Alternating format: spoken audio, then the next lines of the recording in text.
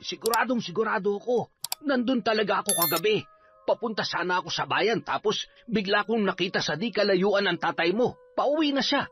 Balak ko nga sanang batiin at salubungin kapag nagtagpo na kami pero bago ko nagawa yun, bigla na lang may sasakyan na bumangga sa kanya.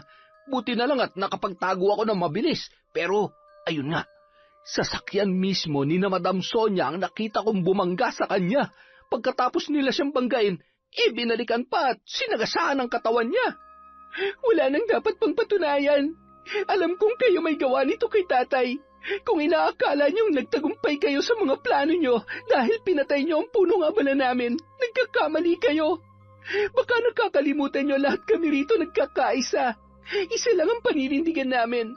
Bilang anak ng punong abala, isang balita ko lamang sa mga kababayan ko. Pare-pareho nila kayong itataboy rito. Wala kayong lugar dito. Huwag na kayong bumalik dito kahit kailan. At kapag nakita pa ulit kitang tumapak dito sa bakuran namin, magdedemanda na ako. Taon 2016. Visayas. Maagang bumabagtas patungo sa bayan ang karamihan sa mga residente ng isang sitio. Bitbit nila ang kanilang mga paninda, sakay ng tricycle o nakatangan sa mga bisikleta upang maghanap buhay. Isa sa kanila si Liza, isang dalagang masigasig sa kanyang munting negosyo. Nagtitinda ng hamburger, footlong at iba pang street food na kilalang patok sa kanilang lugar. Sa hanay ng mga nagtitinda, siya ang pinakadinadayo. Hindi lang dahil sa sariwang sangkap o malinis na paghahanda, kundi sa kakaibang sarap ng kanyang mga paninda. Kaya naman hindi nauubos ang pila sa kanyang pwesto at palagi siyang nakakauwi ng may malaking kita, kasama ang masasarap na ulam para sa kanyang ama. Uy, Lisa! Hala, Owen, ang aga mo ngayon na. Hindi pa nga ako tapos magbukas ng pwesto. Wala pa ako naluluto. Ganun talaga. Kesa mamaya pa ako pumunta. Mas matagal nang hihintayin ko sa pila. Grabe ka. Pero seryoso ha? Ngayon lang ulit tayo nagkita. Isang buwan na ba yung huling punta mo rito? Kasi lagi namang mahaba ang pila dito Ilang beses na akong sumubok pumila pero hindi ko talaga matiis. Alam mo namang madali akong mainip. Saka sobrang init din. Hindi ko na kaya yung nakatayo sa gitna ng araw ng matagal. Kaya naisip ko, puntahan ka na lang na maaga. Para pagbukas mo, ako ang unang customer mo. Nako, pasensya na. Alam mo, hindi ko rin inaasahan na papatok tong negosyo na naisip namin ni tatay Hindi ko akalaing magugustuhan nila yung mga luto ko. Di ayos yan. At least may pinagkakaabalahan ka. Hindi tulad dito sa amin. Karamihan, puro tambay lang. Nagsisiga-sigaan sa kalsada pero wala namang silbi. Kaya ikaw lang talaga yung tinuturing kong kaibigan Ayokong makisama sa mga taong walang patutunguhan sa buhay. Grabe ka naman. Pero salamat ha. Ikaw ba, anong pinagkakaabalahan mo ngayon? Ako? Nag-aaral pa rin pero nagsa-sideline din kahit papano. May mga nagpapagawa ng website at nagpapaayos ng computer. Kaya yun munang pinagkakakitaan ko. Hindi naman kalakihan ang kita pero kahit papano may sarili na akong baon. Aba, mabuti yan. Hindi mo na kailangang humingi sa magulang mo. Ituloy mo lang yan. Ngayon pa lang sigurado akong malayo mararating mo. Pagka-graduate mo, siguradong mas gagaling ka pa dyan. Siyempre, inspired ako sa iyo Ginagaya lang naman kita. Gusto ko rin habang bata pa ako, may sarili na akong diskarte. Sa panahon ngayon, mahirap nang umasa lang sa diploma Kailangan marunong kang dumiskarte. At sa'yo ko natutunan yun. Naks, salamat naman. Pagka-graduate mo, anong plano mo? Siyempre, Maynila na. Doon ako maghahanap ng trabaho. Wala namang matinong oportunidad dito Talaga? Alam mo, parang ganun din ang gusto ko balang araw. Sa tingin ko, mas madami pang customer ko kung ililipat ko sa Maynila tong negosyo ko. Baka nga mapalawak ko pa't makapagpatayo pa ako ng sariling pwesto. Yan talagang gusto ko para sa amin ni tatay. Kapag stable na yung kita, makukumbinsi ko na siyang sumama na lang sa akin sa negosyo at hindi na kailangan maghanap pa ng ibang trabaho. Ikaw pa, Siguradong magagawa mo yan. Ang galing mo kaya. Pero, asan na ba si tatay mo ngayon? Ayun, nasa malayong lugar. Hindi ko alam kung saan mismo pero kagabi pa siya umalis eh. May sideline ulit sa construction. Ah, tinutulungan pa rin ba siya ni Mayor? Oo naman. Siya lagi nagbibigay ng mga sideline kay tatay. Siya rin yung nagbigay ng puhunan para makapagsimula ako ng negosyo. Kung hindi dahil kay Mayor Tolentino, wala akong matitinda rito ngayon. Buti pa kayo may matinong mayor. Sa amin, puro kurakot. Ang daming pinatay yung building pero wala namang natatapos. Tapos ngayon, yung bagong tatakbo, kamag-anak niya rin. Nakakasawa na. Sino pa ba yung ibang tumatakbo? Meron pa namang iba, pero sa nakikita ko, malabo silang manalo. Kaya parang tinatamad na akong bumoto eh. Wala rin naman magbabago. Sa inyo ba, may mga bago bang kandidato? Parang halos lahat bago. Hindi ko mga kilala. Pero sana kung sino man ang manalo, ipagpatuloy niya yung nasimula ni Mayor Tolentino. Ngayon lang ulit kami nakaranas ng ginhawa eh. Sayang naman kung masisira lang. Pagkabukas pa lang ng pwesto ni Liza, agad nang dumami ang mga tao sa pila. Hindi nagtagal, abala na siya sa pagluluto at pagseserbisyo. Walang patid ang pagdating ng mga gutom na customer. Lumilipas ang maghapon na hindi siya nakakapagpahinga. Sunod-sunod ang order at sa bawat lumalabas na pagkain mula sa kanyang lutuan, mas lalo pang humahaba ang pila. Pagsapit ng 8:00 ng gabi, saka pa lamang tuluyang nauubos ang tao sa kanyang pwesto. Kasabay nito, ubos na rin ang lahat ng kanyang paninda. Napabuntong hininga siya habang nagsisimulang magligpit. Ramdam ang pagod pero masaya sa naging benta ng araw na yon. Sa gitna ng kanyang pag-ayos, bigla siyang napatigil nang mayroong lumapit sa kanya. Kumusta ang negosyo? Eto, sold out na naman. Bakit bumalik ka? Wala lang. Gusto lang kita makita habang nagliligpit. Naku, ikaw talaga? Ganitong oras ba lagi nauubos ang paninda mo? Dati, mas maaga. Madalas, hapon pa lang ubos na. Kaya maaga rin akong nagsasara. Pero ngayon, umaabot na talaga ako ng gabi eh. Mas marami na kasi akong supply. Balak ko pang dagdagan para makapagbenta pa ako hanggang 10:00. Ayos yun. Dito sa amin, kahit gabi, marami ka pa rin magiging customer. Lalo na yung mga galing sa trabaho. Kapag tinatamad na magluto, dito na lang kumakain sa labas. Malamang, dadami pang customer mo. Yun nga rin ang iniisip ko eh. Ang problema, baka hindi ako payagan ni tatay na magpaabot ng ganun katagal. Sobrang tahimik kasi sa amin. Nakakainip umuwi na mag-isa. At least kung magpapalit ako rito, pag uwi ko, diretso tulog na. Gusto mo, tulungan kita magligpit? Nako, kaya ko na to. Salamat, Owen, ha? O siya, kung uuwi ka na rin, aalis na rin ako. Dadaan pa ako sa shop ng tito ko eh. May pinapagawa lang sa akin. Sige, mag-iingat ka. Pagkatapos magligpit, sinimulan ng paandarin ni Liza ang kanyang tricycle para umuwi sa kanilang baryo. Mahigit 1 oras din ang biyahe bago siya makarating. Tay, mano po? Oh, anak, ginabi ka yata ngayon. Medyo dumami lang po ang customer. Pero sa susunod, huwag ka masyado magpagabi, ha? Tay naman, wala po kayong dapat ipag-alala. Hindi naman delikado sa bayan kahit ganitong oras. Marami pa rin tao doon.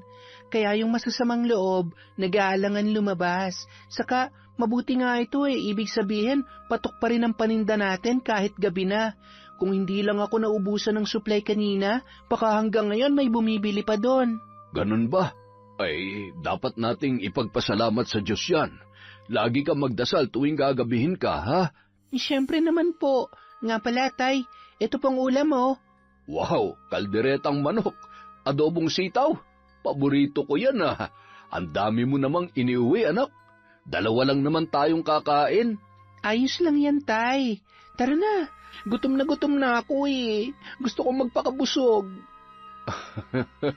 Salamat, anak, ha. Pasensya ka na. Ngayon lang ako nakauwi. Wala pa akong pasalubong sa'yo. Hindi pa kasi tapos yung ginagawa namin sa trabaho.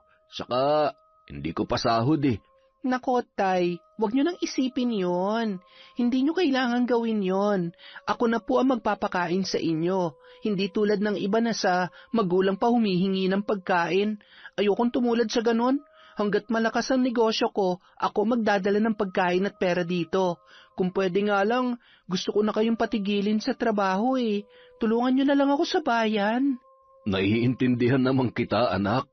Pero alam mo naman ng tatay mo, ayokong tumigil sa pagkayod.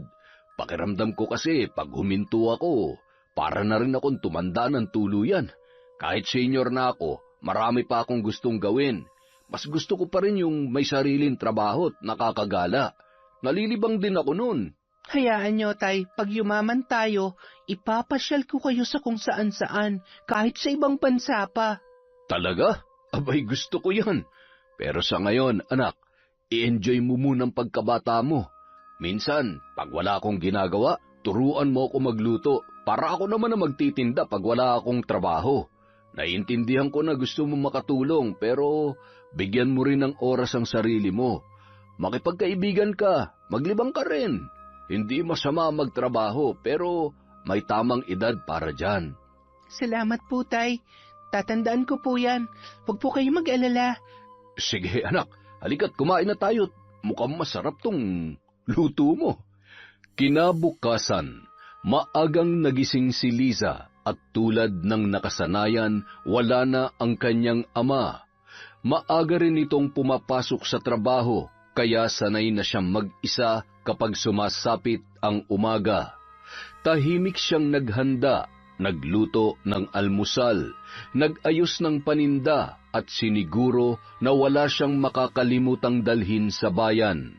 Masayahing bata si Liza, pero ngayon may ibang dahilan kung bakit siya masayang lumabas ng bahay. Hindi lang siya excited na magtinda, excited din siya na makita si Owen. Si Owen lang kasi ang nagparamdam sa kanya na hindi siya nag-iisa. Sa lahat ng mga nakilala niya, ito lang ang may kapareho niyang pananaw sa buhay. Hindi ito tulad ng ibang kabataan na inuuna ang paglilibang. Pareho silang mas piniling magbanat ng buto kesa umasa sa magulang. At para kay Lisa, may kung anong kaginhawahan sa pagkakaroon ng isang taong nakakaintindi sa kanya. Habang abala sa pag-aayos ng kanyang pwesto, biglang dumating ang binata. Basa pa ang buhok nito, halata na bagong ligo. At nang mapalapit ito kay Lisa, naamoy niya ang pabango noon na preskong-presko. Halong amoy ng sabon at banayad na halimuyak ng kahoy, kaya hindi niya napigilan ang bahagyang pagngiti. Magandang umaga, Lisa. Uy, ang aga mo na naman ah. Siyempre, kabisado ko na kung anong oras ka dumarating at umuwi. Kaya inaagahan ko talaga. Saka medyo marami rin kasi akong bibilhin mamaya sa'yo. May bisita kasi ako at ipapatikim ko sa kanila yung burger at footlong mo.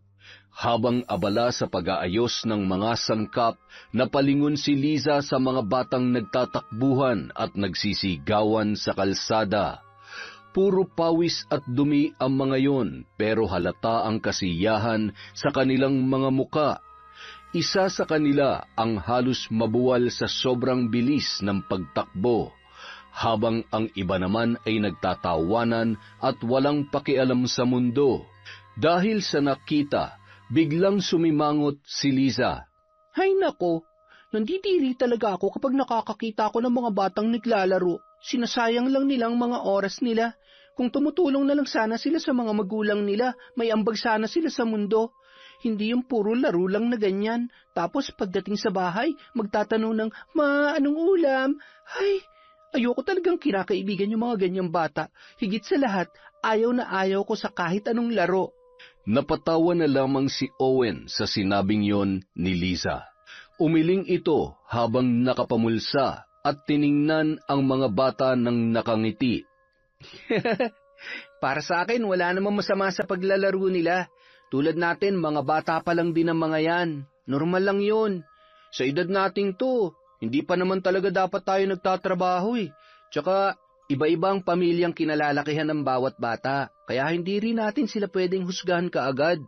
Basta para sa akin, ayos lang sa mga bata maglaro. Huwag lang silang pasaway sa mga magulang nila. Walang problema doon.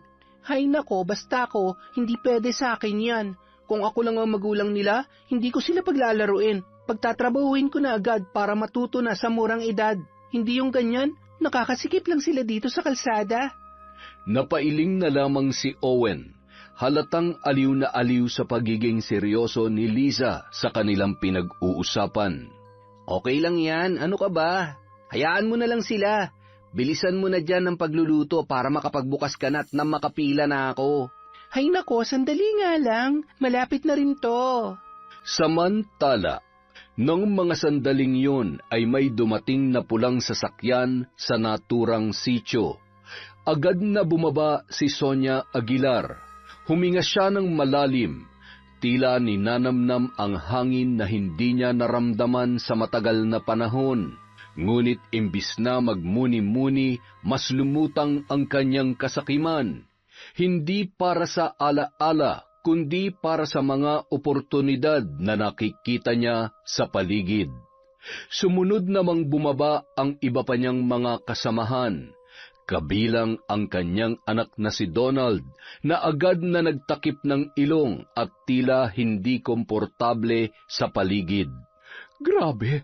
Tingnan mo anak ko, totoo nga ang sinasabi nila. Bukod sa masaganang bunga ng mga pananim rito, malawak din ang buong kalupaan. Ngayon pa lang ay hindi ko na mabilang kung ilan ang pwede kong maipatayo rito.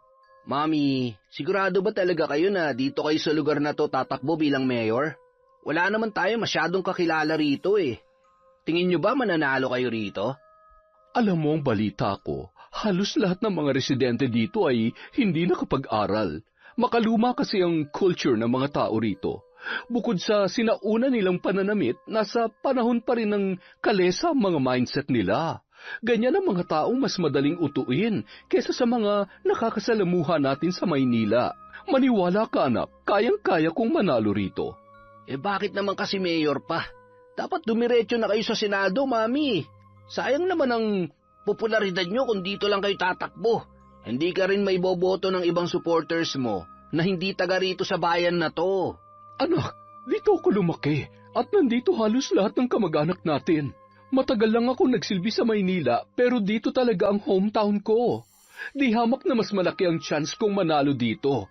Maniwala ka, magiging maganda ang kinabukasan ng pamilya natin dito. Sige, Mami, ikaw ang bahala. Pwede na ba akong bumalik sa kotse? Ang init dito eh. Ano mainit? Kita mo nga ang lakas-lakas ng hangin, oh. At ang bango-bango pa. Hindi ako sanay sa sariwang hangin ng ganitong klaseng lugar, Mami. Mas gusto kong hangin sa aircon. Punta na ako sa kotse. Ah, ikaw ang bahala. Basta ako dito ko itatayo ang mga dream projects ko. Ngayong nandito na ako. Akin na ang lupang ito. Akin na! Kinabukasan, muling nagbalik ang mga Aguilar sa naturang baryo. Ang una nilang kinausap ay ang punong abala sa nasabing lugar. Walang iba kundi si Mando. Kasama nito ang kanyang nag-iisang anak at kanang kamay na si Liza. Bilang bahagi ng kanilang tradisyon, sa halip na magmano ay lumuhod sina Liza at Mando sa harap ng mga Aguilar. Ipinagdikit ang mga palad sa kayumuko sa mga ito ng 5 segundo. Isang matipid na yuko naman ang itinugon ng mayamang pamilya bago tumayo ang mag-ama. Nanibago tuloy ang babaeng kakandidata. Hindi nito alam na ganoon pala ang pagbati ng mga residente rito sa mga dayuhan. Magandang umaga. Kayo po ba si Tatang Mando? Ay, opo. Heto nga po palang anak kong si Liza. Magandang araw po sa inyo. Ikinagagalak ko po kayong makilala. Ah, wow ha? Manunosebleed yata ako sa lalim ng Tagalog nila. Pero sige, pagbibigyan ko na. Ay, siya nga pala. Ikinagagalak ko rin po kayong makilala. Tatang Mando at Liza. Ako nga pala si Sonia Aguilar, ang tumatakbong mayor dito sa inyong bayan. Ito naman ang anak kong si Donald Aguilar. Tumatakbo siyang senador. nandito pala kami para maglibot-libot dito sa lugar nyo at malaman ang inyong pamumuhay rito. Kandidato po pala kayo. Nako, maligayang pagdating po dito sa aming sityo. Gusto niyo po ba ng makakain? Ay, hindi na po. Baka masira pa ang tiyan ko. Ay, ano po yan? Ay, ang ibig kong sabihin, busog pa po kami. Nandito lamang talaga kami para makapanayam kayo at para ibahagi na rin ang aming mga paunang plataforma para dito sa inyong lugar. Ay, wala pong problema. Gusto niyo po bang tumuloy sa loob? Bahagyang sumilip si Sonia sa bukas na bintana ng bahay. Palihim siyang napailing dahil bukod sa napakaliit ay bulok-bulok na rin ang pinagtagpi-tagping kawayan sa loob. Nandiri ang ginang. Sa tansya niya ay hindi siya tatagal kahit 1 minuto lamang sa loob noon. Dito na lang tayo sa labas. Para makasagap na rin tayo ng sariwang hangin. Hindi ba? Abay, wala pong problema. Sige, kukuha lamang po ako ng mauupuan natin. Sige, maraming salamat.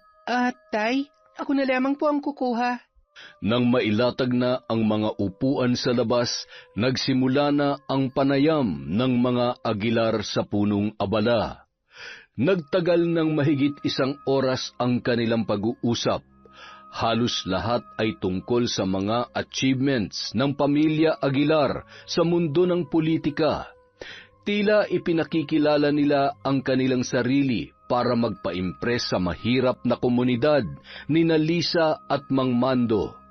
At yun na nga po, sana'y marami kayong natutunan sa mga ibinahagi namin at sana nakilala nyo kami ng lubusan.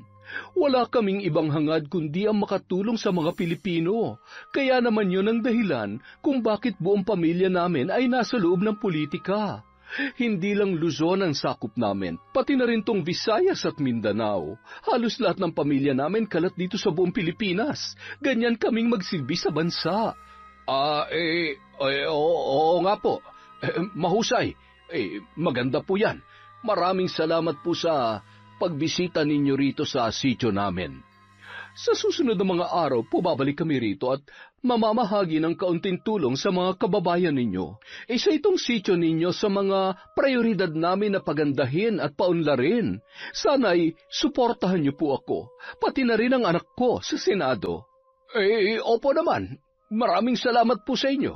Nang makaalis na ang mga panauhin, ipinasok na muli na mag-ama ang kanilang mga upuan sa loob ng bahay. Tay, iboboto niyo po ba yung babae na yon bilang mayor dito? Ay, ewan ko, hindi ko alam anak. Parang hindi ko siya gusto eh. May pakiramdam kasi ako sa kanya kanina na parang may itinatagong yabang yung pamilya na yon. Hindi naman ganoong magsalita si Mayor Tolentino, hindi ba? Oo nga po napakalayo niya kay Mayor. Sayang, mukhang wala yatang matinong kandidato na tumatakbo ngayon dito sa atin. Basta, wag mo na lang silang masyadong isipin. Bata ka pa, wala ka pa sa tamang edad para bumoto. Ang isipin mo lang muna ay ang sarili mo, ang negosyo mo. Ako naman munang bahala sa kanila. Kikilalanin ko muna silang mabuti. Kinabukasan, muling nagbalik ang pamilya Aguilar sa sityo.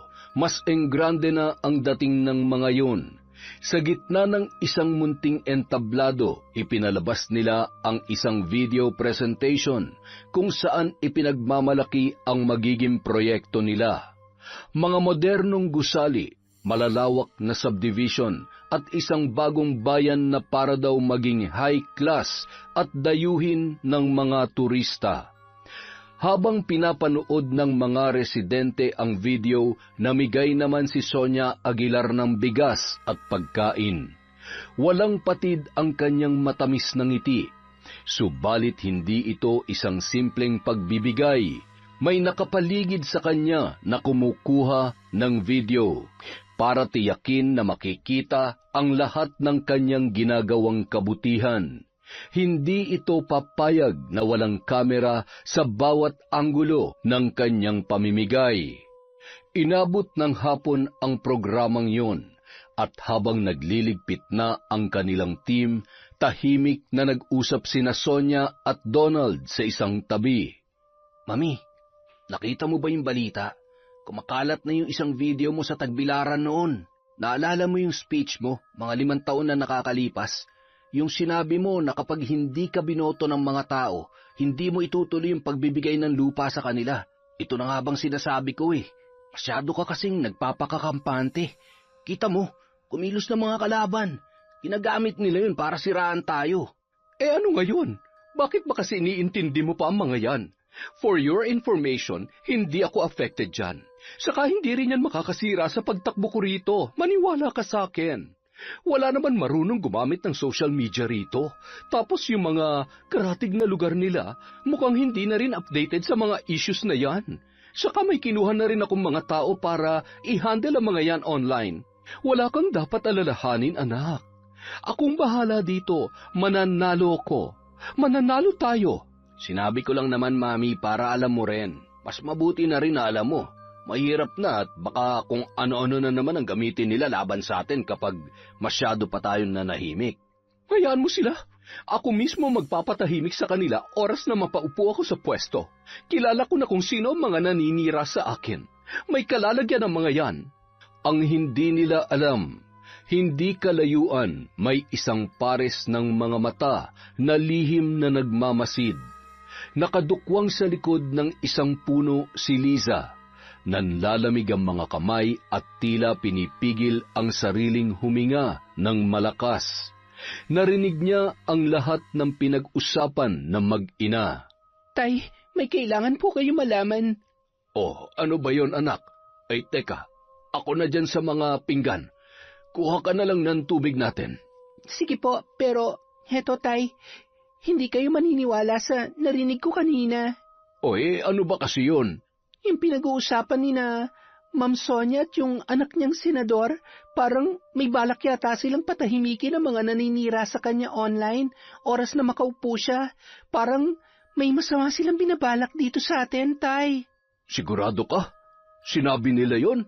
Opo. Pauwi na kasi ako kanina tapos yun nga, nadaanan ko yung sasakyan nila. Buti na lang, hindi ako nakita. Ay nako, sinasabi ko na nga ba, na merong tinatagong bahuyang Sonia na yan eh. Noon pa man, hindi na magandang pakiramdam ko dyan. Kahit nung napapanood ko pa lamang siya sa telebisyon, may pagkamayabang talaga ang buong pamilya nila. Sa tingin niyo po ba, kaya niya rin gawin tito yon kapag may kumontra sa kanya dito sa atin? Aba, isubukan lang niya sakta ng kahit na sino sa atin dito.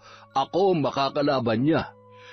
Nung mga sumunod na araw, muling abala si Liza sa kanyang pwesto sa bayan. Kasama pa rin niya si Owen at kasalukuyan niyang kakwentuhan habang wala pang masyadong customer. Ngayon lang sila nakapag-usap ng tuloy-tuloy dahil sa dami ng bumibili kanina. Ngayon lamang naubos ang pila kaya medyo nakapagpahinga siya habang patuloy pa rin sa pagluluto. Uy, nakalimutan ko palang sabihin. Nabalitaan mo ba yung nangyari sa kapatid ni Senador Vasquez? Sino yon? Wala akong masyadong alam dyan. Alam mo namang walang TV at internet sa amin eh. Si Senator Vasquez kasi, siya lang ang isa sa matitinong senador ngayon. Tapos yung kapatid niyang si Junjun Vasquez na tumatakbo mayor, pinatay raw kagabi. Natagpuan na lang daw na wala nang buhay sa loob ng kotse niya. Tapos may mga tama raw ng baril yung bintana niya. Mukhang pinatay ng kalaban niya sa politika. Wala nga alam makapagsabi kung sino. Talaga? Grabe, uso pa rin pala mga ganyang patayan sa eleksyon. Ano nga palang balita dun sa sinabi mo? Ano kaya ang dahilan? Bakit siya pinatay? Eto, teorya ko lang to ha. Hindi ako sigurado dito at wala rin akong ebidensya. Pero, kilala mo ba si Sonia Aguilar? Oo. Yan yung tumatakbong mayor sa amin ngayon. Bakit? Alam mo kasi, si Junjun Vasquez yung nag-post ng viral video ni Sonia noon. Yung tungkol dun sa hinihingi niyang kondisyon para sa pagbibigay ng lupa. Mula nang i-post yun ni Sir Junjun, marami nang bumabati ko sa kanya mula sa kabilang panig. Pinost niya yun kasi mula nung kumandidato siya, karamihan ng mga nambabas sa kanya galing sa supporters ng mga Aguilar. Aguilar din kasi yung kalaban niya noon eh. Talaga ba? Hala? at biglang may naalala si Liza tungkol sa mga narinig niya noong nakaraang araw sa usapan ng mag-inang Sonia at Donald. Kung hindi siya nagkakamali ng pandinig, sinabi mismo ng babae na may patatahimikin daw ito sa mga naninira sa kanya oras na siya ang manalo. Ngunit kahit hindi pa man siya nakakaupo ay nagawa niya na yon. Kung tama ang kutob ni Liza, maaaring may kinalaman dito ang babae. Dahil ayon mismo kay Owen, ang mga Vasquez daw ang isa sa mga mortal na kalaban ng mga Aguilar sa politika. Dahil sa kanyang mga natuklasan, lalo tuloy lumalakas ang masamang kutob niya sa pagtakbo ni Sonia Aguilar sa kanilang lugar. Ang bigat-bigat nitong dala ko. Pero siguradong matutuwa nito si Liza pag uwi ko. Paborito niya mga ito eh. Ginabi na naman si Mando sa trabaho sa construction nang mag-isa siyang naglalakad pa uwi. Isang sigaw ang pumunit sa katahimikan ng lansangan. Napahinto ang lalaki at kinilabutan. Pamilyar ang boses na yun. Habang dahan-dahan siyang lumalapit, doon niya napagtanto kung kanino ito nagmumula. Agad siyang sumiksik sa likod ng isang malaking basurahan. Pinigilan ang sarili sa paghinga. Saktong-sakto, huminto sa paglalakad ang babae, kasabay ang pagbulyaw sa kausap nito. Ano ba naman? Bakit mo siya pinatay kaagad? Ang sabi ko, hintayin niyong maupo ako sa pwesto bago niyo siya patatahimikin. Pero ano? Pinatay niyo na agad yung Junjun Vasquez na yon? Alam niyo namang kapag may nangyari sa kahit isa sa kanila, ako ang unang pagbibintangan. Hindi ba kayo nag-iisip, mga inutil? Pasensya na, madam. Mukhang mali lang po ang pagkakaintindi namin. Akala kasi namin sa lalong madaling panahon eh. Ang sabi ko, kapag ako na ang mayor, saka niyo siya itutumba sa lalong madaling panahon. Hindi ko sinabi ngayon. Mga walang kwenta. Pangatlong beses niyo na to. Buti na lang malinis ang pagkakagawa niyo at walang iniwang bakas. Dahil kung sumabit kayo rito, kayo mismo ang ipaliligpit ko. Sorry po, madam. Hindi na po mauulit. Buisit, magsiuwi na nga lang kayo. Lalo lang umiinit ang ulo ko dahil sa inyo. Oh, mami, bakit kanina ka pa sigaw ng sigaw dyan? Halika nga rito, pumasok ka na. Paano ba naman kasi? Hindi nag-iisip ang mga tauhang kinuha mo. Saan mo ba pinulot yung mga yan? Walang common sense. Huwag nyo na lang silang intindihin. Pasalamat ka nga. Nagawan na ng paraan ng team namin. Hindi na ikaw ang primary suspect. Malabo rin matawag ka pa sa police station kasi wala silang kahit anong ebidensyang maglilink sa'yo. Pasalamat ka na lang. Kaya halika na. Umuwi na tayo. Buwisit talagang araw na to. Parang gusto ko tuloy maglibing ng tao sa lupa. Napatakip na lamang ng bibig si Mando. Nanginginig sa takot dahil sa kanyang narinig. Ngunit sa sobrang gulat, nabitawan niya ang dala niyang plastik. Tumama yun sa gilid ng basurahan. Lumikha ng tunog na pumunit sa katahimikan. Samantala, pasakay na si Sonia nang marinig yun. Biglang nagsalubong ang kanyang mga kilay. Inilinga ang kanyang paningin sa buong paligid. Mabilis na dinampot ni Mando ang mga nahulog tsaka nagmamadaling tumakbo papalayo. Nanginginig ang kanyang mga paa pero pilit niyang pinipigilan ang sarili na gumawa ng ingay. Sino yon? Mukhang may tao rito. Hanapin niyo! Mabilis na kumalat ang kanyang mga tauhan, sinundan ng tunog. Sinilip ang likod ng basurahan pero wala na silang nakita. Hindi naman nawala ang matalim na titig ni Sonia kahit pa sumakay na siya ng sasakyan. Buisit talaga. Sino yon? May nagmamasid sa atin kanina. Mahuli ko lang kung sino siya. Ako mismong huhukay ng libingan niya. Wow, mami. Pinahanga mo ako ah. Ilang araw ka pa lang rito, nahahawa ka na sa lalim ng Tagalog nila. Kinabukasan, maaga muling nagising si Mando para sa pagpasok sa kanyang trabaho. Naabutan niyang mahimbing pa ang tulog ng kanyang anak kaya bahagya niya itong kinumutan saka lumabas na lamang ng silid. Habang kumakain ng almusal, bigla siyang nilapitan ng kapitbahay na si Eddie, na isa rin sa mga matalik niyang kaibigan sa kanilang sityo. Dumungaw pa ito sa bintana na bahagya niyang ikinagulat. "Ay, ano ka ba naman? Dahan-dahan naman sa pagsilip.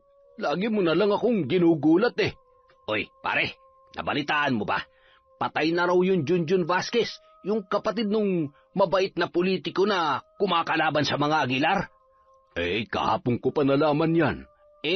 Ano ba masasabi mo ron? Sa tingin mo ba may kinalaman ng mga Aguilar doon?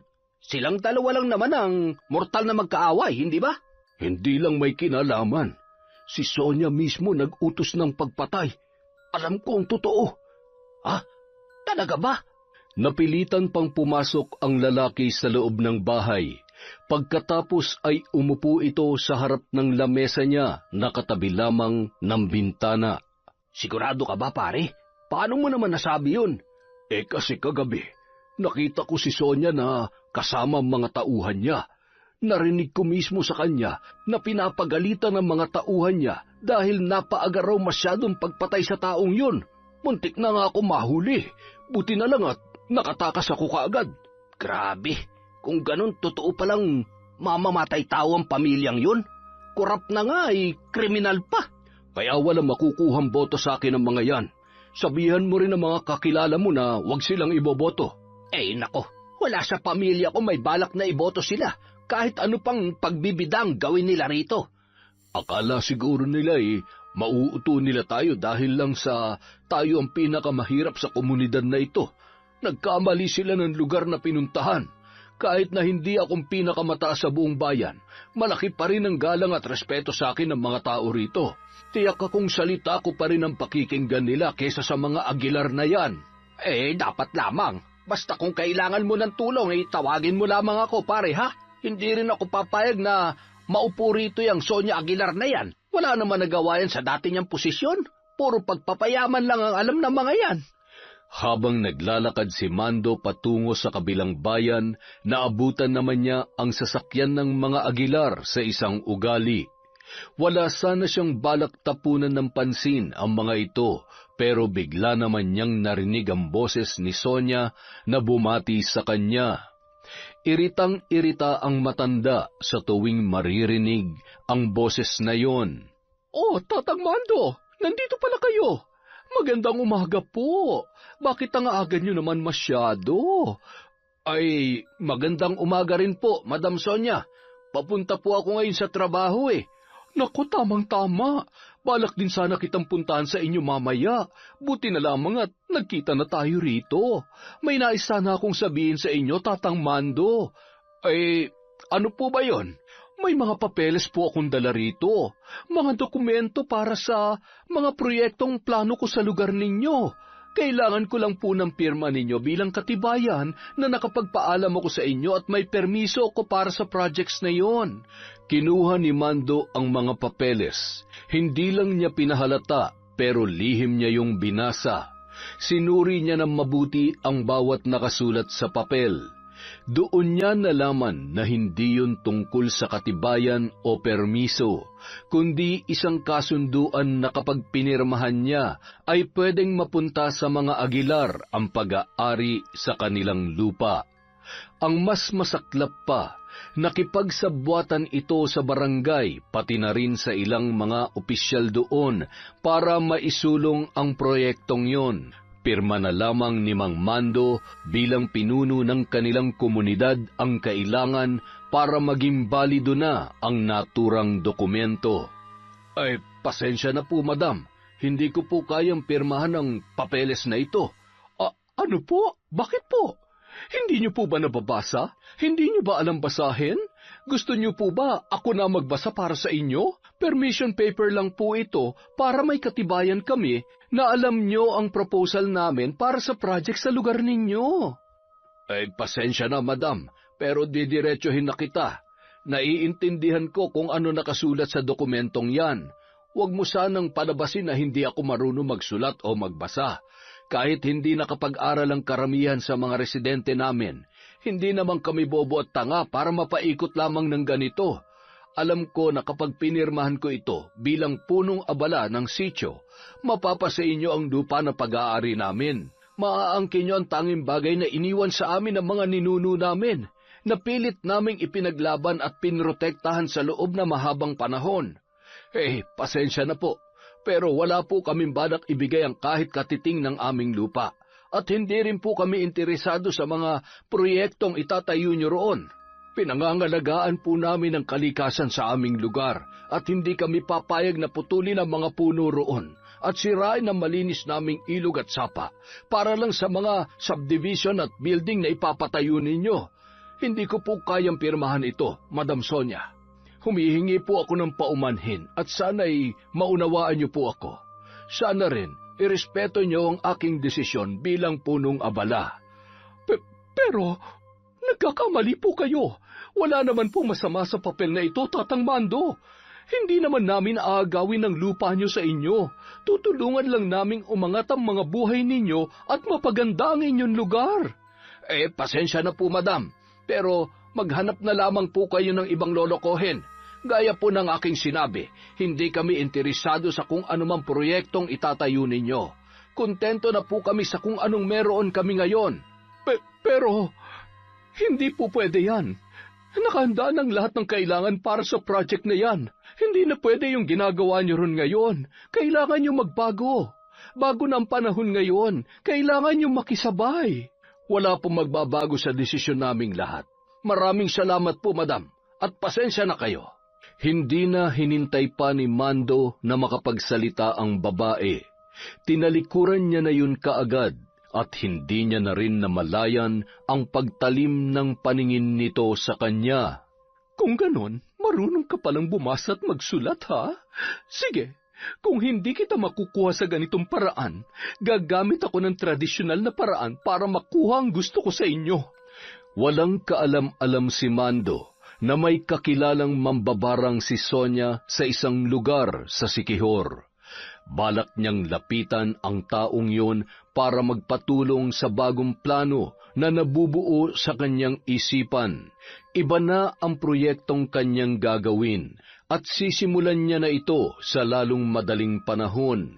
Sa tindi ng kanyang iniisip, ewan na lamang niya kung hindi niya pa makuha ang loob ng mga tao sa sityo. At kapag lahat na ng mga ito ang nagsalita, siguradong wala nang magagawa kahit pa ang punong abala. Isang gabi, habang naglalakad pauwi si Mando, na muling bitbit ang biniling pasalubong para sa kanyang anak, sasabihin niya na rin dito na baka simula bukas ay hindi na siya makakauwi gabi-gabi dahil kakailanganin na nilang manatili sa trabaho. Sa kalagitnaan ng kanyang paglalakad, isang rumaragasang sasakyan ang umagaw sa kanyang paningin. Bago pa siya makagawa ng aksyon, nabangga na siya ng kotse at tumilapon na papalayo. Sa lakas ng pagbunggo noon, napunta kung saan-saan ang mga dala niyang pasalubong, habang siya naman ay bumagok ang ulo at mabilis na nagkalat ang dugo sa lupa. Nagmamadaling umalis ang sasakyan. Sa halip na siya ay tulungan, ginulungan pa siya nito sa huling pagkakataon na lalong nagpalasog ng kanyang mga buto. Samantala, sa di kalayuan ay may isang matang nagmamasid. Kinabukasan, isang masaklap na balita ang sumalubong kay Lisa. Halos gumuho ang kanyang mundo nang makita ang bangkay ng kanyang ama. Lasog-lasog ang katawan nito, duguan ang ulo at halos hindi na makilala ang muka. Mabilis na bumuhos ang luha ng dalaga. Dahan-dahan siyang lumapit sa katawan ng kanyang ama. Pagkuway niyakap niya yon habang nanginginig sa labis na emosyon ang kanyang mga kamay. Halos hindi maipinta ang kanyang muka dahil sa labis na paghagulgol. Pati ang ilang mga taong naroroon ay napaiyak na rin habang pinagmamasdan ang dalaga. Nang araw ding yun, Nagbalik ang mga Aguilar sa kanilang lugar. Nang mabalitaan ng mga tao ang nangyari sa kanyang ama, siya agad ang unang pinuntahan ng mga ito. Nakikiramay kami sa nangyari. Hindi talaga kami makapaniwala. Huwag ka mag-alala. Sasagutin namin lahat ng pangangailangan ng burol niya hanggang sa mailibing siya. Bibigyan natin siya ng maayos at marangal na libing. Malaki ang paghanga at respeto namin sa iyong ama bilang punong abala ng inyong lugar. Maraming salamat po. Pero gusto ko po sana mahuli kung sino ang bumangga sa tatay ko. Yun ang mahirap, anak. Dahil walang CCTV dito sa lugar ninyo o kahit mga tanod man lang na nagro-ronda sa gabi, walang nakakita sa nangyari. Hindi nga natin malaman kung aksidente lang ba ang pagkakabangga sa kanya o sinadya talaga. Yun nga rin ang dahilan kaya gusto kong makatulong dito. Kapag ako na ang naupo bilang mayor, palalakasin ko rin ang seguridad sa buong lugar na ito para hindi na muling maulit ang pangyayaring ito. Hindi po ako naniniwalang aksidente lang ang pagkakabangga kay tatay. Base po kasi sa itsura ng katawan niya, parang hindi lang siya isang beses na binangga. Dati na rin po ako nakakita ng taong nabangga ng sasakyan, pero hindi naman po ganun kalala ang tinamo nila. Tsaka hindi rin naman sila namatay.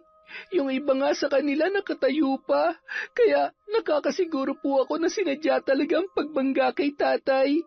Hindi siya mamamatay ng ganon kung simpleng pagkakabangga lang ang nangyari sa kanya. Huwag ka mag-alala, Iha. Kami nang bahala sa tatay mo. Paiimbestigahan ko ang nangyari at sisiguraduhin nating makakamit ng tatay mo ang hustisya kung sakaling tama nga ang hinala mo na sinadya ang pagbangga sa kanya. Pagkatapos siyang kausapin ng babae, nagtungo naman ito sa iba pang lugar sa kanilang sityo para kumustahin ang kalagayan ng ibang tao. Nung mga oras na yon, labis pa rin ang pagtulo ng kanyang mga luha habang hinihintay na ilabas sa punerarya ang katawan ng kanyang ama na kasalukuyan ng iniimbalsamo. Maya-maya pa, nagulat siya sa biglang pagdating ni Eddie. Lisa, mabuti at nandito ka pa. Mang Eddie, buti po nakarating kayo dito. Kasalukuyan na pong inaayusan si tatay sa loob. Naghihintay na lamang po ako rito sa labas. Lisa, Iha, makinig ka. Alam ko nangyari sa tatay mo. Ano po? Nakita ko kagabi habang pauwi ako. May sasakyan na bumangga sa kanya at yung sasakyan na yun ay sasakyan mismo ni na Madam Sonia, yung lagi nilang ginagamit sa pagpunta rito. Ano po? Sigurado po kayo? Siguradong sigurado ako. Nandun talaga ako kagabi. Papunta sana ako sa bayan tapos bigla kong nakita sa di kalayuan ang tatay mo. Pauwi na siya. Balak ko nga sanang batiin at salubungin kapag nagtagpo na kami, pero bago ko nagawa yun, bigla na lang may sasakyan na bumangga sa kanya. Buti na lang at nakapagtago ako ng mabilis. Pero, ayun nga, sasakyan mismo ni na Madam Sonia ang nakita kong bumangga sa kanya. Pagkatapos nila siyang banggain, binalikan pa at sinagasaan ang katawan niya. Sinasabi ko na nga ba, hindi aksidente ang pagkamatay ng tatay ko. May pumatay sa kanya. Pero, hindi ako makapaniwalang sina Madam Sonia yon. Hindi ko akalain magagawa nila yon. Kahit ako nga rin hindi ko akalain na aabot sila sa ganun. Pero, bakit naman nila pinatay ang tatay mo? Ano bang kasalanan ni Paring Mando sa kanila? Di ba nung mga nakaraan nga kausap pa nila kayo habang nangangampanya sila rito? Noon pa man po, may mga napapansin na kaming kakaiba sa pamilyang yon. Matagal na namin silang naaamoy ni tatay na meron silang hindi magandang gagawin dito sa atin. Siguro, baka nagkita uli sila ni tatay habang wala ako at doon na sila kinumpronta ni tatay. Hindi nga malabong mangyari yun. Pero kung ganun nga parang sobrang sama naman yata ng mga Aguilar na yan para gawin nila yun sa tatay mo. Hindi lang sila basta masama. Mga demonyo sila. Hindi niya na napigilan pang humagulhol. Napayakap na lang siya kay Mang Eddie at pilit namang pinakakalma ng matanda ang kanyang loob. Kinabukasan, Maraming dumalo sa burol ni Mando. Nasa harapan pa rin ng kabaong si Lisa at panay ang iyak, habang si Eddie naman ay nasa tabi lamang at nakabantay sa bata. Maya-maya pa, tila may nagbago sa ingay sa paligid, parang may bagong panauhin na dumating. Nakuha nito ang atensyon ng lahat ng tao. Pati si Liza, na kasalukuyang iniiyakan ang ama sa harap ng kabaong, ay napalingon din sa pinagmumulan ng ingay. Laking gulat niya nang masilayan ang mga Aguilar. May bitbit pang malaking bulaklak ang isang lalaki na kasama ni Sonia.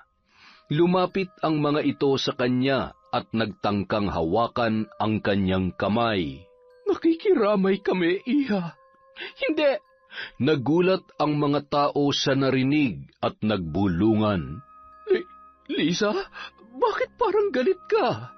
Kayo may kasalanan kung bakit nangyari to sa tatay ko. Kayo ang pumatay sa kanya.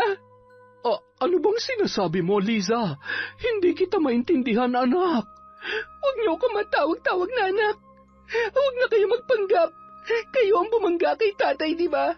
Dahil alam niyong tutol siya sa kung ano man na pinaplano niyo rito, kaya pinatay niyo siya. Gaya ng ginawa niyo sa iba niyong pangkaaway, mga kriminal. Hindi dapat kayo nauupo sa pwesto. Mas masahol pa kayo sa mga demonyo. Dahan-dahan ka sa pananalita mo, bata.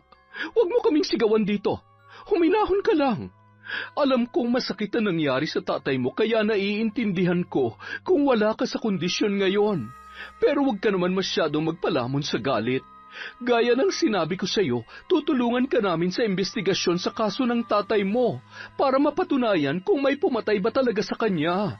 O baka naman isang aksidente lang na hindi naman natin maiiwasan sa mundong ito. Wala nang dapat pang patunayan. Alam kong kayo may gawa nito kay tatay. Kung inaakala niyong nagtagumpay kayo sa mga plano niyo dahil pinatay niyo ang punong abala namin, nagkakamali kayo. Baka nakakalimutan niyo lahat kami rito nagkakaisa. Isa lang ang paninindigan namin. Bilang anak ng punong abala, isang balita ko lamang sa mga kababayan ko. Pare-pareho nila kayong itataboy rito. Wala kayong lugar dito. Huwag na kayong bumalik dito kahit kailan. At kapag nakita pa ulit kitang tumapak dito sa lugar namin, magdedemanda na ako. Hindi na nakapagsalita pa ang mga Aguilar. Napayuko na lamang sila at sabay-sabay na lumabas ng punerarya. Bakas sa kanilang mga anyo ang pagkapahiya, lalo't marami ring nakarinig at nakakita sa buong paligid. Pagkarating sa loob ng sasakyan, halos umusok ang ilong ni Sonia sa galit. Binalibag pa nito ang shoulder bag na agad ding pinulot ng isa sa kanyang mga tauhan. Buisit na batang yan? Paano ba siya nagka-idea na ako nga nagpasagasa kay Mando? Hindi na bale, itutuloy ko na talaga ang plan B ko. Humanda kayong lahat. Walang araw na hindi umiiyak si Liza habang nakabantay sa burol ng kanyang ama. Hanggang sa mailibing ito, halos walang pahinga ang kanyang mga mata sa pag-iyak at pagtangis. Kulang na lamang ay maubusan na siya ng luha dahil sa lungkot na kanyang nararamdaman. Kasalukuyan siyang nakatunganga sa isang tabi. Tila wala sa sarili nang bigla siyang makarinig ng mga katok sa pinto. Inabot ng ilang minuto bago niya naisipang tumayo at pagbuksan yon. Bahagyang namilog ang kanyang mga mata nang masilayan si Sonia Aguilar. Mag-isa lang ito at tila hindi yata nakabuntot ang kanyang mga tauhan. Magandang araw, Iha. Pasensya ka na. Hindi na ako nakadalaw sa libing ng tatay mo kahapon. Alam kong masama pa rin ang loob mo. Mayroon sana akong naisabihin sa'yo. Wala na po tayong dapat pag-usapan. Sinira niyo ng buhay ko. Pero ito'ng tatandaan niyo. Hinding-hindi niyo masisira ang aming lugar at ang lupaing ito. Huwag na kayong umasa na meron pang susuporta rito sa inyo. Wala na kayong makukuhang boto sa kahit isa sa amin dito. Higit sa lahat, itutuloy ko rin po ang demanda sa inyo. Kahit wala pa akong ebidensya, may witness ako sa nangyari nung gabing yon. Hindi niyo pwedeng itanggi na hindi kayo may gawa.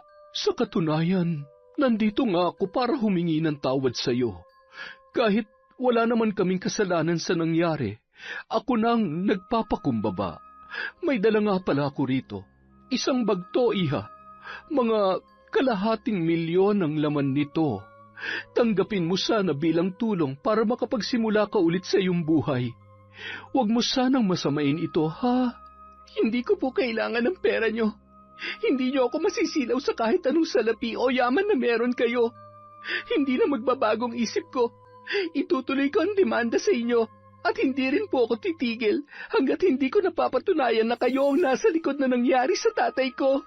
Iha, huwag na sana nating gawing komplikado ang sitwasyon.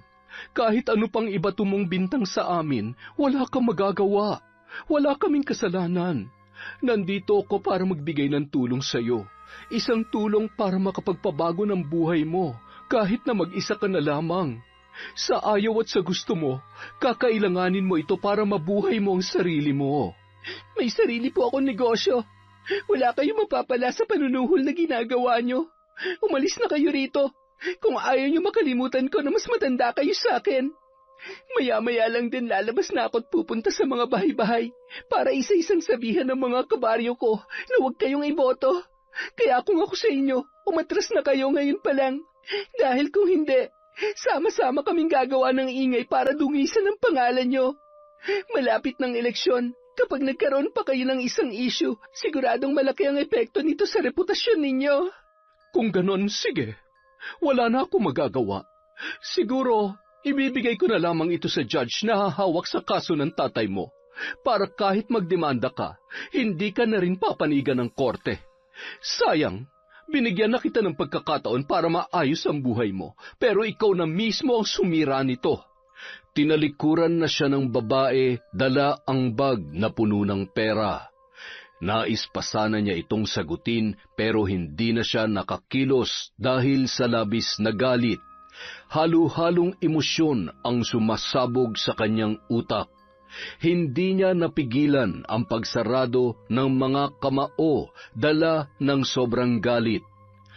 Nang sumunod na araw, handa na si Liza na simulan ang kanyang plano laban sa mga Aguilar. Sa tulong ni Mang Eddie ay iimbestigahan nila ang nangyari sa kanyang ama. Hahanap sila ng mga ebidensya na pwedeng magdiin kay Sonia. Ngunit bago pa niya yun magawa, isang masamang balita ang nakarating kay Liza. Ang kapitbahay nilang si Melo, dinapuan daw ng malubhang sakit. Bigla na lamang nagkaroon ng malalalim na sugat ang buong katawan nito, kasabay ng pagdapo ng isang mataas na lagnat. Sinilip niya ang kalagayan ni Melo, halos masuka siya sa naging itsura ng lalaki. Nangitim ang mga kuko at labi nito, halos mabakbak na rin ang balat. Nabulok na pati ang ngipin habang naglalabas naman ng napakasangsang na amoy ang buonong katawan. Hindi na niya makilala ang itsura ng lalaki at dahil bahagi pa rin ng kanilang kultura ang makalumang paniniwala, hindi nila ito dinala sa ospital kahit mayroon naman sa karatig na bayan. Bagkus ay pinainom lamang nila ito ng mga halamang gamot at inusalan ng isang dasal na eksklusibo lamang sa kanilang sityo. Akala ni Liza yun lang ang magiging problema nila. Ngunit sa paglipas ng ilan pang mga araw, sunod-sunod ang biglang dinapuan ng malubhang karamdaman sa kanilang lugar. Gaya ni Melo, tinubuan din ng malalalim at malalaking sugat ang mga ito. Nagbabakbak din ang kanilang mga balat, nabubulok ang ngipin at nangingitim ang mga labi at kuko. Nagsasabog ng masangsang na amoy ang katawan. Walang ibang ginawa ang mga residente kundi ang mangolekta ng mga dahon at mag-alay ng taimtim na panalangin sa bawat dinadapuan ng sakit Ngunit sa kabila ng kanilang pananalig at pagtutulungan sa pagdarasal, tila walang nangyayaring pagbabago sa kalagayan ng mga pasyente. Lalo pa yung lumalala, hanggang sa labasan na rin ng mga insekto ang kanilang mga sugat. Sa loob lang ng 1 linggo, halos kalahati na sa populasyon ng kanilang sitio ang dinapuan ng kakaibang sakit. Nagmistula yung epidemya sa kanilang lugar, kaya wala nang pinapapasok at pinapalabas sa kanilang baryo. Bukod sa lalong lumalala ang kalagayan ng mga biktima, mas bumibilis din ang hawahan dahil sa mga insektong lumalabas sa kanilang mga balat. Oras na makakagat ito ng tao, nagkakaroon din yon ng sakit na gaya noon. Kaya naman, bilang anak ng dating punong abala, nagpatupad ng utos si Liza sa buong sitio na magsuot ng maskara ang mga hindi pa nahahawahan ng sakit, sa loob man o sa labas ng bahay. At tuwing may lalabas na insekto, agad itong dapat patayin at durugin bago pa makadapo at makakagat ng iba. Sa ganoong paraan lamang nilalabanan ng buong sitio ang pagkalat ng epidemya. At dahil wala na ang punong abala, halos hindi na nila alam ang kanilang gagawin. Ang pinaka-epektibo rito ay si Liza. Dahil siya ang anak ni Mando, siya ngayon ang sumasalo sa mga hinaing ng kanyang mga kababaryo. Ngunit dahil nasa murang edad pa lamang siya, wala rin siyang magawa para sa mga ito. Wala siyang maisip na solusyon. Hindi niya alam kung paano tutulungan ang mga taong dinapuan ng sakit, dahil kahit anong panggagamot ang gawin nila, tila walang tumatalab sa mga yun. Hanggang isang araw, bigla na lamang nagbalik ang mga Aguilar sa kanilang sitio. Nagulat ang lahat, lalong-lalo na si Liza. Hindi niya naiwasan ang pag-init ng ulo nang marinig kay Mang Eddie ang balita. Bakit pa po sila nagbalik dito? Ano na naman ang kailangan nila? Yun nga rin ang hindi ko alam eh. Kaya lalabas muna ako para magmasid at makibalita. Pero baka po mapahamak kayo. Ako nang bahala. Kaya ko ang sarili ko. Ngayon lang ulit ako makakabawi sa'yo. Ilang araw din ako nawala rito dahil inalayo kong pamilya ko mula nung pumutok yung kakaibang sakit. Kaya hindi na kita nabantayan. Ayos lang naman po ako rito. Sa awa ng Diyos, hindi pa ako nahahawa hanggang ngayon. Pero sa totoo lang, parang ang hirap pala maging punong abala. Sa loob ng linggong nagdaan, wala naman ako nagawa para sa mga kababaryo natin. Huwag mong isipin yun. Ano ka ba? Bata ka pa, Liza. Hindi mo pa trabahong ganitong bagay. Kaya nga ako nandito para tulungan at gabayan ka. Pero hindi mo ba sisilipin kung anong ginagawa ng mga Aguilar sa labas? Kita ko kasi kanina parang naglilibot-libot sila sa mga kabahayan. Wala na po akong balak harapin sila kahit kailan. At kung kumatok man sila rito, sabihin niyo wala ako. Papatayin ko na rin muna mga ilaw at isasara ang mga bintana para hindi na nilalapitan tong bahay namin. Pagkaraan ng ilang araw, isang panibagong balita ang kumalat sa buong sitio. Marami na raw sa mga residente ang gumaling. Bagamat may iba pa ring kasalukuyang pinahihirapan ng sakit na yon, mas marami naman daw ang bilang ng mga gumaling at nanumbalik na ang kanilang sigla. Naisip ni Liza, mukhang ngayon palang umiepekto ang mga dasal na kanilang ginagawa at umaasa siya na magtuloy-tuloy na yon. Ngunit makalipas ang ilang oras, may kumatok sa kanyang pintuan. Sa kanyang pagbukas, laking gulat niya nang makita na yun ay walang iba kundi si Sonia. Iha, magandang araw. Kumusta ka na?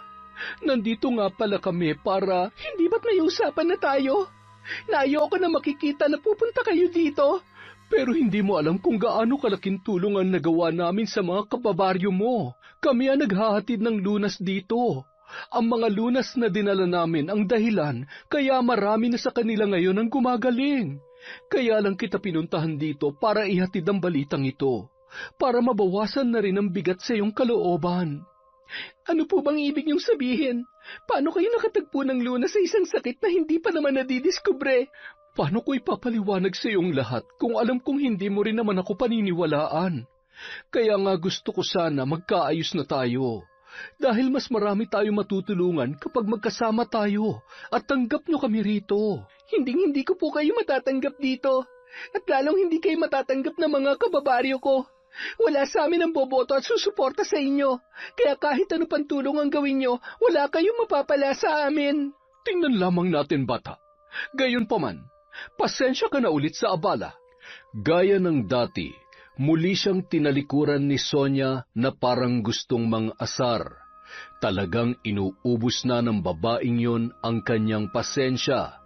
Kaunti na lamang at makakalimutan na niya na bata pa lamang siya at baka kung ano na ang magawa niya rito.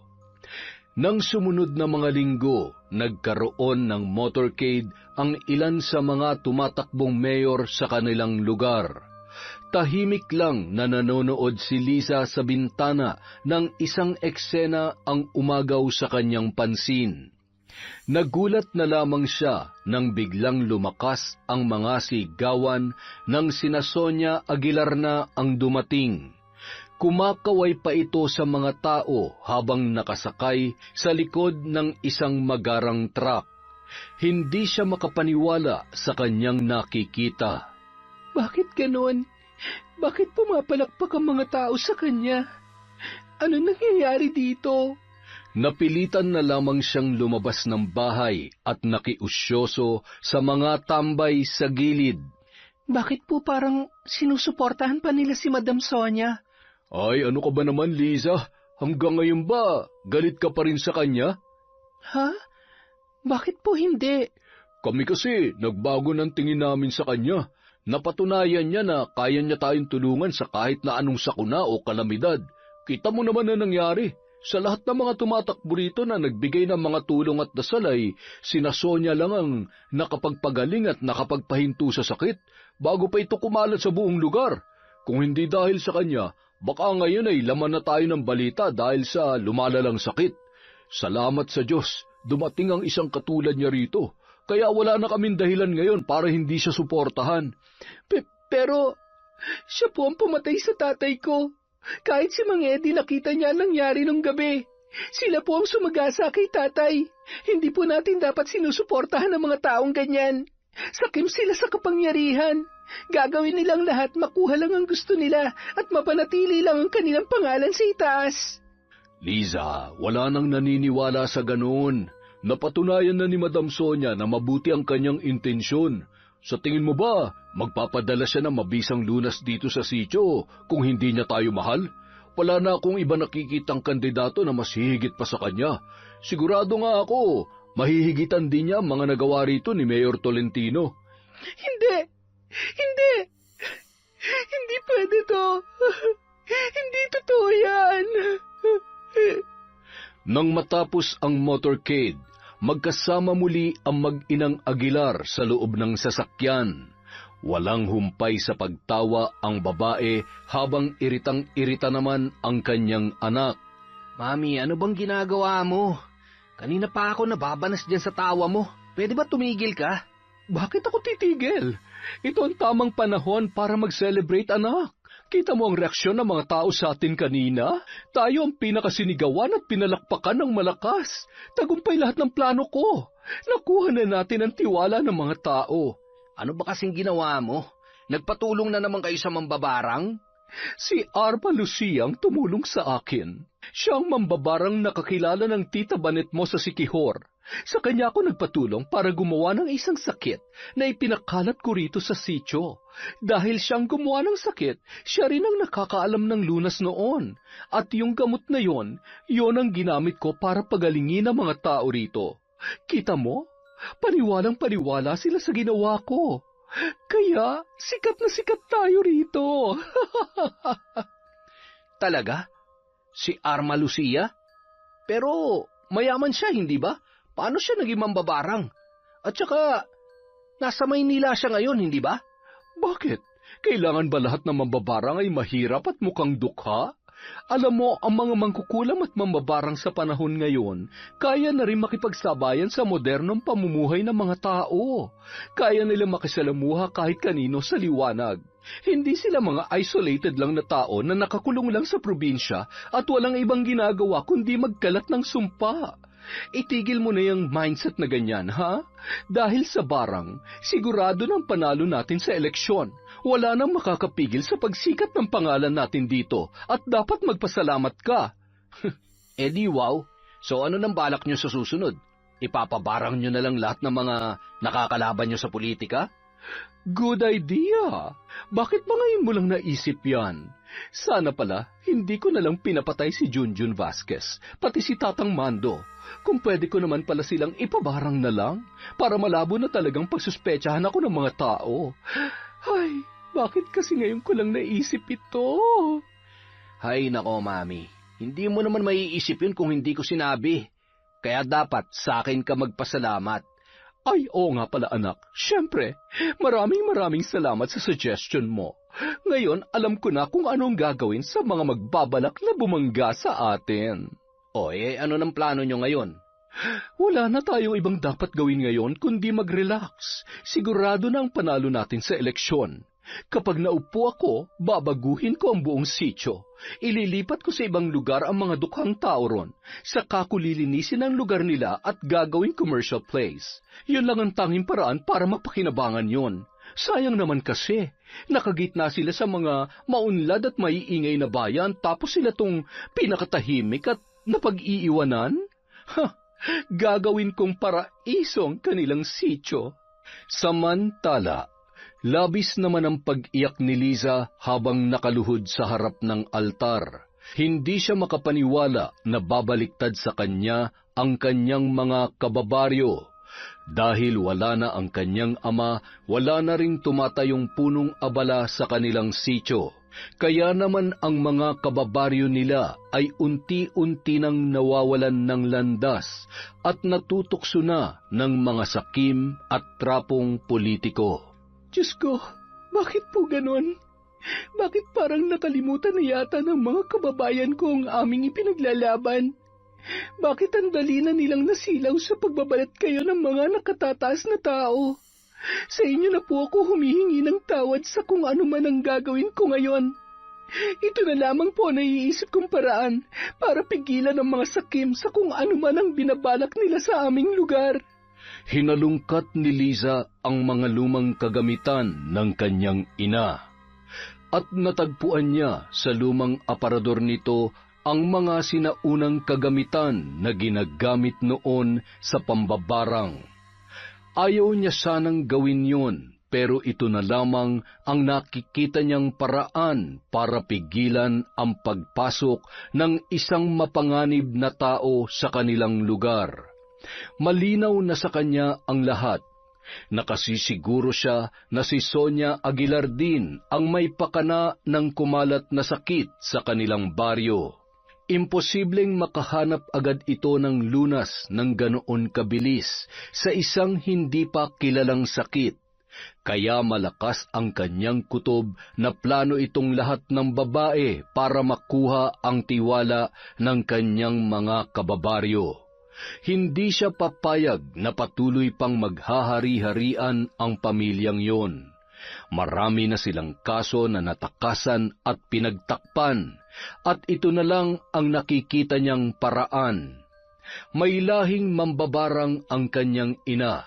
Katunayan din, bago ito pumanaw noon ay naituro at naipasa niya kay Liza ang kanyang karunungan, subalit sa kanyang paglaki, pinili niyang wag itong gamitin dahil ayaw niyang makapanakit ng iba at nais niyang mamuhay bilang isang normal na tao.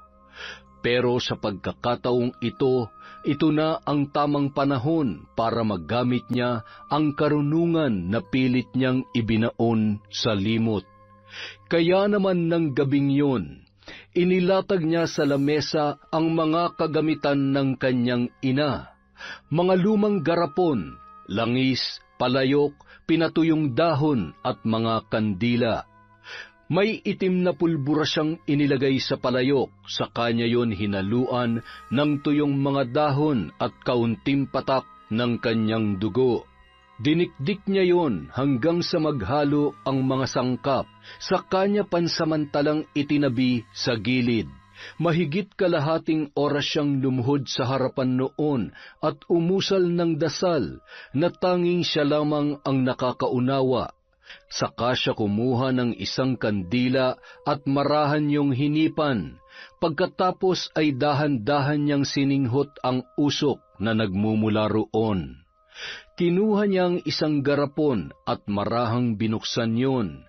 Saka niya dinukot sa bulsa ang nakuhang litrato ni Sonia Aguilar. Isinulat niya ang buong pangalan ng babae sa likod, kasama ang isang mensahe gamit ang kakaibang wika. Sa kanya ito itinupi at taimtim na binulungan.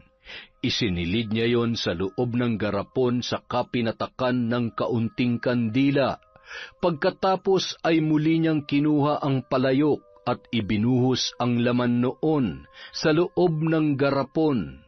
Naglagay rin siya ng isang piraso ng insekto, sa kanya muling binulungan ang bote bago isinara. Ganoon din ang ginawa niya sa mga litrato ng iba pang miyembro ng pamilya ni Sonia. Isinama niya rin doon pati ang litrato ng anak niyang si Donald. Makalipas ang ilang araw, hindi nagagawang mangampanya ni Sonia. Bigla na lang kasi siyang dinapuan ng malubhang sakit. Bukod sa mataas na lagnat, bahagyaring nangitim ang kanyang balat at panay ang kanyang pagsuka. Tuwing magsusuka naman siya ay palaging may sumasabay na maliliit na insekto. Kinabahan ang babae, iba ang kanyang pakiramdam. Pero sa kabila ng lahat, naisip niyang magpadala pa rin sa ospital. Ngunit sa loob ng ilang linggong nagdaan, ilang doktor na ang sumuri sa kanya, pero wala sa mga ito ang makatukoy ng kanyang sakit, at wala ring nakapagpapagaling. Dahil doon, naisip ng babae na baka hindi doktor ang kanyang kailangan.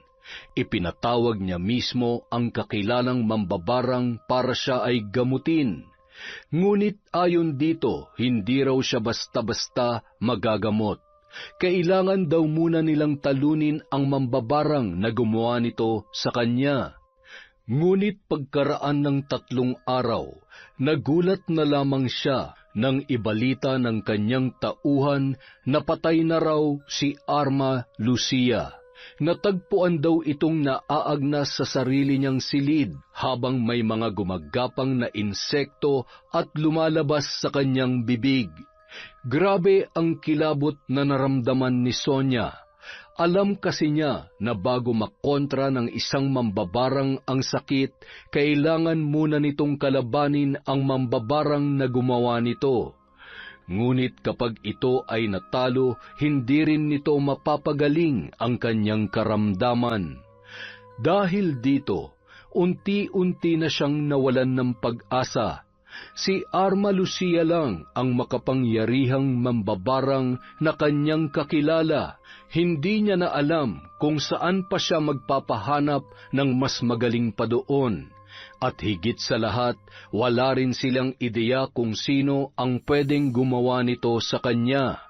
Kaya naman sa loob ng mga buwan na nagdaan, patuloy na nakaratay si Sonia sa ospital, tila pinarurusahan ng sino mang gumagawa nito sa kanya.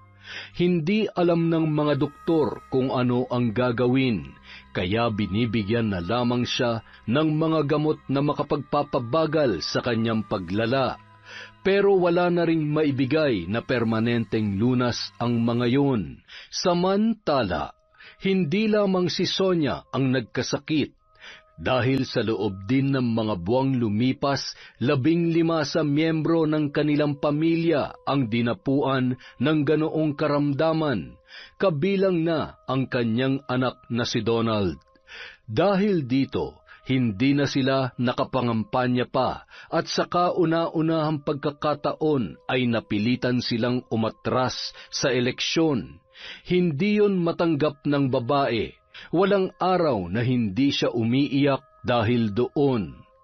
Bukod sa kanyang sakit, palagi rin siyang dinadalaw ng masamang panaginip kung saan pinaparusahan daw sila ng taong bayan dahil sa mga korupsyon na kanilang ginagawa.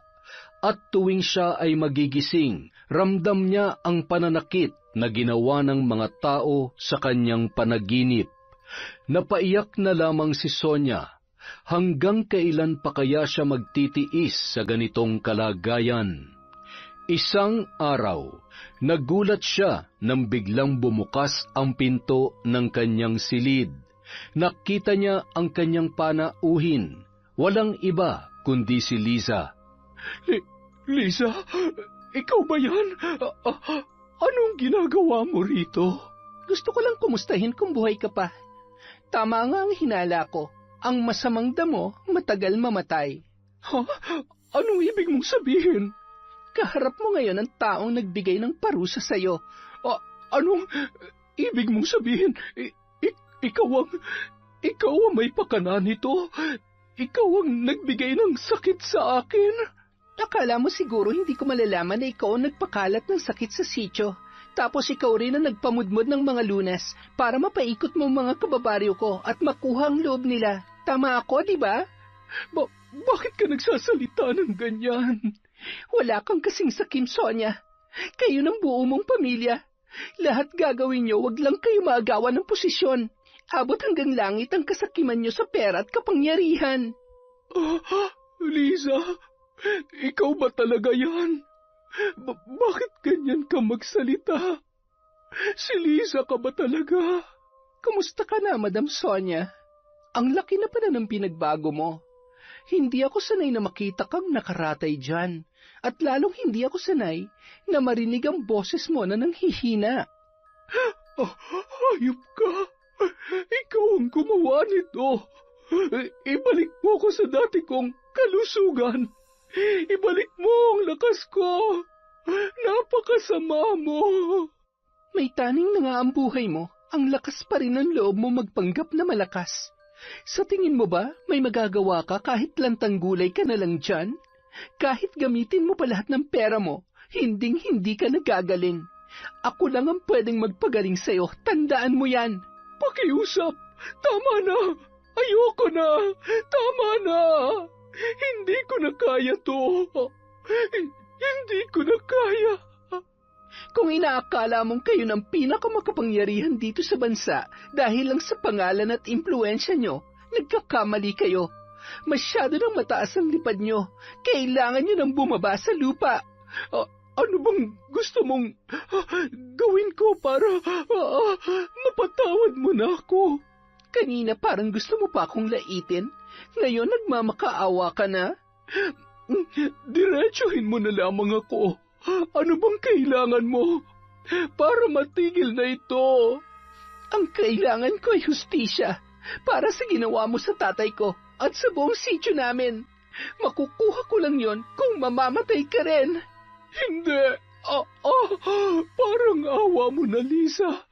Patawarin mo na ako. Bigyan mo pa ako ng pangalawang pagkakataon para magbago. Ipinapangako ko magbabago na talaga ako. Gagawin ko na ang tama. Ayoko pang mamatay. Alam kong mabuti kang bata, Liza. Hindi mo kayang pumatay. Pakiusap, parang awa mo na. Hindi mapigilang mapaiyak ni Liza. Sa labis na emosyon, hindi na niya nagawang sagutin pa ang babae. Tinalikuran niya na ito at lumabas na lamang ng ospital. Tama nga ang sinasabi noon na hindi naman talaga niya kayang pumatay. Nadala lamang siya ng kanyang emosyon. Ngayon ay nagsisisi na si Liza kung bakit pa siya gumawa ng kasalanan sa kanilang Diyos para lamang makapaghiganti. Ilang linggo rin niyang pinag-isipan ang bagay na yon. Sa huli, nangibabaw sa kanya ang pagsisisi. Napagtanto niya na hindi niya dapat ilagay sa sarili niyang mga kamay ang batas. Ang dakilang Diyos na lamang ang bahalang magparusa sa mga taong katulad ni Sonia. Kaya naman, ng araw ding yon, binawi niya na ang sumpa na ipinataw niya sa pamilyang yon. Hindi niya kayang makita ang sarili na lamunin ng kadiliman dahil lamang sa karunungang yon. Nais niya na itong kalimutang muli at ibaon sa limot. Nang mga sumunod na buwan, nagulat si Lisa sa balita. Kusa na raw sumuko sa otoridad sina Sonia at Donald. Harap-harapang inamin ng mga ito sa harap ng kamera ang kanilang mga kasalanan. Pagkatapos ay nanghingi rin ito ng tawad sa isang tao na bagamat walang binanggit na pangalan ay batid niyang siya ang tinutukoy noon. Hindi niya akalaing tototohanin ng babae ang sinabi nito na magbabago na oras na bawiin niya ang sumpa. Ngayong magaling na si Sonia, ito na mismo ang sumuko sa mga otoridad para pagbayaran ang kanyang mga kasalanan. Maraming salamat po, Diyos ko, dahil nilinis niyo ang puso ng pamilya na aking pinarusahan. Sana po patuloy niyo silang gabayan sa tamang landas at sana'y magtuloy-tuloy na ang kanilang pagsisisi. Naway gawin na nilang tama para sa taong bayan. Sana rin po, linisin niyo na rin ang puso ng iba pang trapo sa politika. Ayoko nang gamitin pang muli ang karunungang yon para lang turuan sila ng leksyon. Kayo na po ang bahala sa kanila. Amen. Kinabukasan, nagbalik na sa bayan si Lisa para itayong muli ang kanyang negosyo. Ilang buwan din siyang nahinto dahil sa mga nangyari. Ngayon ay handa na siyang magsimula para sa kanyang sarili. Uy, Lisa, ikaw ba yan? Hanep, ba't ang tagal mong nawala? Sobrang namiss kita, ah. Namiss din naman kita, Owen. Pasensya na, ha. Marami lang kasing nangyari. Ngayon lang ako nagkaroon ng oras ulit para maghanap buhay. Naiintindihan ko naman. Nabalitaan nga rin namin na nangyari nung nakaraang buwan, eh. May kumalat daw na sakit sa inyo. Akala ko nga kung napano ka na, eh. Buti na lang okay ka na ngayon. Alam mo, ang dami kong gustong ikwento sa'yo. Kaso, lagi kasi akong abala rito, eh. Kung may oras ka, sana makapunta ka rin sa amin para doon tayo makapag-usap ng mabuti. Sige ba? Siguro sa isang linggo kapag wala akong pasok, papasyal ako sa inyo. Ang dami ko rin gustong sabihin sa'yo, eh. Pero alam kong busy ka dyan, kaya ayoko namang abalahin ka ng sobra. Salamat talaga, ah. Kahit matagal akong nawala, nandito ka pa rin. Kahit mag-isa na lamang si Lisa sa buhay, patuloy siyang nagsumikap para itaguyod ang kanyang negosyo. Sa paglipas ng panahon, natupad din niya ang pangarap na makapunta sa Maynila at doon na rin siya nakapagtayo ng sariling pwesto. Kasama niya sa Maynila ang kaibigan niyang si Owen na sa mga panahong yon ay isa ng manager sa isang malaking IT company.